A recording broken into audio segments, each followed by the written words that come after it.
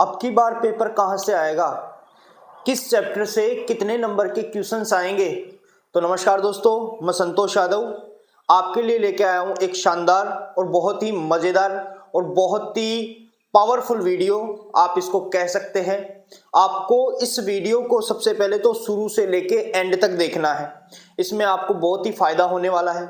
दूसरी बात ये कि अब की बार जो एग्ज़ाम लगेंगे, बोर्ड एग्ज़ाम 2023 क्लास 10th के, तो उसके लिए सिलेबस कम कर दिया गया था। जो 30% सिलेबस था वो ऑलरेडी कम कर दिया गया था। उसके बाद जो चैप्टर थे उनके नंबर डिवाइड किए गए थे। फर्स्ट चैप्टर कितने नंबर का आएगा, सेकंड कितने का आएगा, थर्ड कितने का आएगा, फोर्थ कितने का आएगा। तो वो मैं आपके साथ यहाँ पे डिस्कस करने वाला हूँ कि जो पहला चैप्टर है वो कितने नंबर का है, दूसरा चैप्टर है वो कितने का है, तीसरा है वो कितने का है, वहाँ से कितने कितने नंबर के क्वेश्चन आएंगे, किस प्रकार से आएंगे। तो आप लोग सबसे पहले तो इस वीडियो को शुरू से लेके एंड तक देखना। क्यों? क्योंकि इसमें आपका फायदा होने वाला है, पहली बात। दूसरी बात, जितने भी चैप्टर मैं यहाँ पे बता रहा हूँ, मतलब 10th क्लास की पूरी बुक के चैप्टर बता रहा हूँ, वो सारे चैप्टर मैंने ऑलरेडी डाल रखे हैं, प्लेलिस्ट बना रखी है क्लास 10th मैथ के नाम से। तो आप वहाँ पे जाके देख सकते हो, वहाँ पे आपको सारे चैप्टर मिल जाएंगे। और अब हम स्टार्ट करते हैं। तो यहाँ पे आप समझने की कोशिश करना, मैं एक एक चैप्टर को डिटेल से समझा रहा हूँ यहाँ पे कि किस हिसाब से पेपर आएगा, किस हिसाब से नंबर डिवाइड हैं। तो आपके जो पेपर है उसमें 7 इकाइयाँ हैं, ये 7 इकाइयाँ, ये 7 इकाई हैं, टोटल 7 इकाई हैं। अभी जो फर्स्ट इकाई है उस इकाई का नाम है संख्या पद्धति। जो प्रथम इकाई है उस इकाई का नाम है संख्या पद्धति, और संख्या पद्धति में चैप्टर नंबर है फर्स्ट, सिर्फ और सिर्फ चैप्टर नंबर है फर्स्ट। और चैप्टर नंबर फर्स्ट जो है वो नंबर है कितने का, 5 नंबर का। मतलब चैप्टर नंबर फर्स्ट से जो क्वेश्चन आएगा वो 5 नंबर का क्वेश्चन आएगा। अब चैप्टर नंबर फर्स्ट में भी आपको 2 ही एक्सरसाइज पढ़नी है, 1.1 और 1.2 नई सिलेबस के अकॉर्डिंग। अगर आप पुराने सिलेबस के अकॉर्डिंग चलते हो तो 1.2 और 1.3 है, जिसमें जो आपको पढ़नी है वो है एक तो HCF एलसीएम वगैरह, या फिर HCF और एलसीएम निकाल लिया तो दो संख्याओं के मध्य एक फॉर्मूला होता है बराबर एलसीएम गुणा HCF, उस प्रकार से अभाज्य गुणनखंड वगैरह। ये है जो सेकंड है इसकी, पुरानी किताबों में 1.3 और नई में 1.2, उसमें है कि अपरिमेय संख्या है उसी को अपरिमेय सिद्ध करना है। हमें पता है कि ये अपरिमेय है लेकिन उसको अपरिमेय ही आपको सिद्ध करना है। ऐसे क्वेश्चन आएंगे तो वो चैप्टर नंबर फर्स्ट है, और चैप्टर नंबर जो फर्स्ट है वो 5 नंबर का आपका दिया गया है, मार्किंग उसकी 5 नंबर की गई है। अभी सेकंड इकाई की बात करें तो सेकंड इकाई है बीज गणित। अभी सर बीज गणित में कौन कौन से चैप्टर आएंगे, तो बीज गणित में एक तो आएगा chapter number second, chapter number second जो है द्विघात बहुपद। चैप्टर नंबर 3 2 चर वाले रैखिक समीकरण, और चैप्टर नंबर 4 द्विघात समीकरण। सेकंड तो है द्विघात बहुपद, फोर्थ है द्विघात समीकरण, और एक है 5वां समांतर श्रेणियां AP। ये 1 2 3 और 4 चारों चैप्टर मिला के बीज गणित के अंतर्गत आते हैं, और ये चारों चैप्टर आएंगे 18 नंबर के। इसका मतलब ये हुआ, अगर आपका फर्स्ट चैप्टर कंप्लीट है, अच्छे से तैयार कर रखा आपने, सेकंड चैप्टर आपका, third chapter, fourth chapter, fifth chapter, ये 5 चैप्टर आपने कंप्लीटली तैयार कर रखे हैं, इसका मतलब 18 और 5 23 नंबर का आपका पेपर अच्छे से हो जाएगा। यहाँ पे उदाहरण की भी बात कर रहा हूं मैं, उदाहरण सहित इनको तैयार करना है आपको। आगे चलें, आगे है इकाई निर्देशांक ज्यामिति। निर्देशांक ज्यामिति के अंतर्गत आपके सिर्फ और सिर्फ चैप्टर नंबर 7 दिया गया है। मतलब चैप्टर नंबर 7 है वो सिर्फ और सिर्फ 5 नंबर का है। चैप्टर नंबर 7 5 नंबर का आ गया जी। इसके बाद आपकी इकाई है ज्यामिति। ज्यामिति के अंतर्गत एक तो है चैप्टर नंबर 6 और एक है चैप्टर नंबर 10। 6 त्रिभुज वाला है और 10 वृत्त वाला है।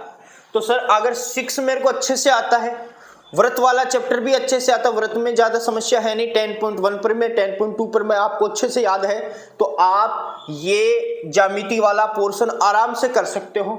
इसमें चैप्टर नंबर 6 में 5 पर में है 6.1, 6.2, 6.3, 6.4, 6.5। 6.1 जो परिमेय है वो है कि कोई दो रेखा समांतर है तो उनकी भुजाओं का अनुपात बराबर होता है। 6.2 इसकी विपरीत है, उल्टी है। 6.3 ए नियम है।